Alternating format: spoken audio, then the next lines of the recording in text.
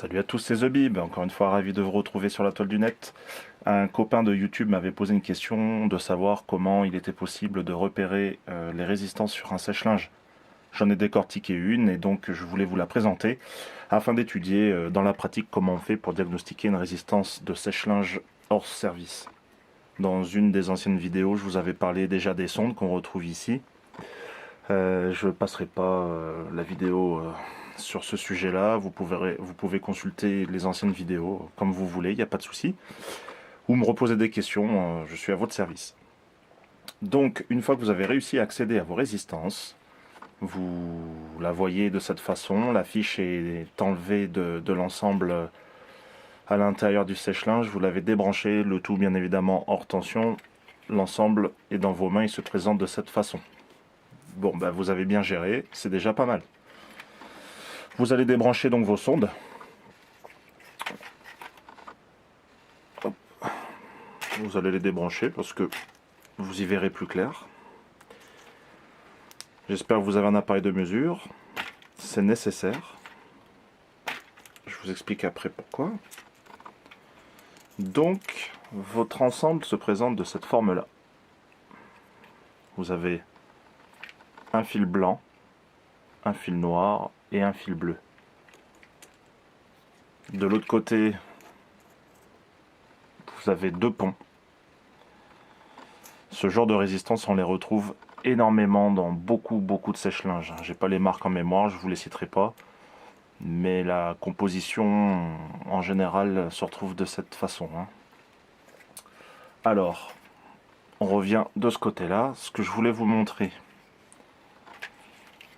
c'est que quand vous penchez votre résistance, vous voyez, il y en a 4. J'incline un petit peu pour qu'on voit, il y en a 4. Sur des sèche-linges, depuis très longtemps, on utilise 2 puissances, c'est-à-dire 2 modes de chauffage.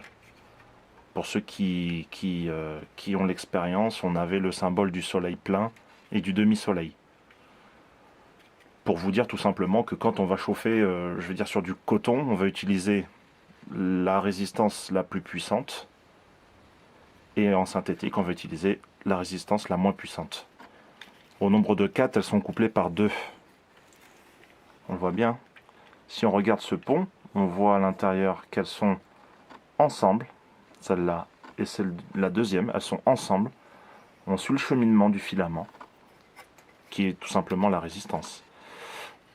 Et en le suivant, on s'aperçoit que de ce côté-là, on a un pont commun en bleu, qui rejoint donc les deux résistances que je viens de vous montrer, mais qui joint aussi les deux autres de derrière.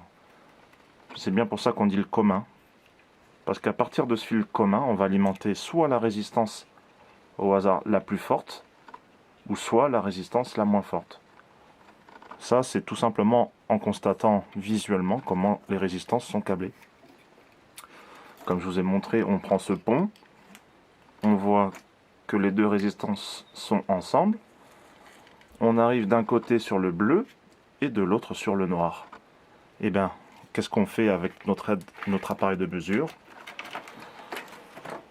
En position au mètre, on va tout simplement mesurer cette fameuse résistance. Parce que si les sondes sont bonnes, on considère qu'elles sont bonnes, on considère que le sèche-linge tourne mais ne chauffe pas, et ben on va quand même mesurer ces résistances. On veut en être sûr. Ça fait partie de la méthode de dépannage. En ohmmètre. Premièrement, je vérifie que mon appareil fonctionne. Bip bip, ok. Donc, je vais tout de suite mesurer ma résistance, la première sur le fil noir, et comme je vous ai dit, sur le commun. Alors, est-ce que j'ai une valeur? J'ai combien? Je me rends compte que j'ai 37 ohms. Déjà, nous avons une valeur en ohms. Je considère que la résistance est bonne, elle n'est pas coupée. Super, bonne nouvelle. Ensuite, eh ben, on va mesurer la deuxième. Donc, comme je disais, on reste sur le commun. Et cette fois, je vais sur le blanc. Qu'est-ce qu'on a? Ah, une résistance plus élevée, 87 ohms. À partir de la formule électrique universelle U égale RI, avec ces deux valeurs de résistance, on s'aperçoit qu'il y en a une qui va consommer, allez, je vais dire, un peu moins de 3 ampères. Donc ça sera celle-là. Et la deuxième résistance, elle va consommer 5 ampères à peu près, donc 2 fois plus. Ce qui veut bien dire qu'on a 2 puissances de chauffe différentes. Donc ce module, je considère qu'il est, au vu des mesures de résistance, qu'il est bon. Après, pour vous donner par expérience une petite idée, vous voyez bien que le filament, ici, il est coupé. Lors d'une séance de chauffe sur votre sèche-linge, il se peut que elle se déforme en chauffant, ce qui est normal. Elle a perturbé l'autre résistance, ça peut induire un court-circuit. Mais c'est pas le sujet aujourd'hui. La vidéo, je voulais surtout vous la présenter de manière à ce que vous puissiez être capable de mesurer, voire diagnostiquer un bon fonctionnement sur un élément chauffant de sèche-linge. J'espère que cette petite vidéo vous aura été utile. N'hésitez pas à vous laisser des commentaires, vous pouvez vous abonner. En tout cas, moi je vous remercie d'être toujours aussi nombreux à les regarder. C'est que du plaisir et ça coûte rien. Salut!